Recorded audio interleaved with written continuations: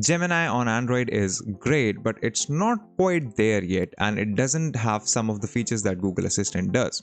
So if you've enabled Gemini on your phone and want to go back, you're in the right place. My name is Yadullah, you're watching Candid.Technology, and let's get you back to Google Assistant.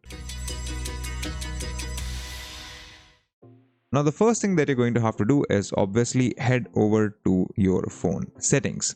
In here, scroll all the way down and tap on Google. We're just going to go to all services, scroll down and tap on search assistant and voice. Now you will see assistant settings for both Google Assistant and Gemini. You can tap on either of these. So I'll just head over to Google Assistant, scroll down a little, and you will see a setting called Digital Assistants from Google. Tap on this, and now you can choose whether you want to use Gemini or Google Assistant. So if I tap on Google Assistant, so Google will now show you a prompt telling you that you're about to switch and that your data saved in your Gemini app activity will not be deleted automatically, so on and so forth. Just go ahead and tap on switch, and that's it. The next time you invoke your assistant, like by saying, "Hey Google,"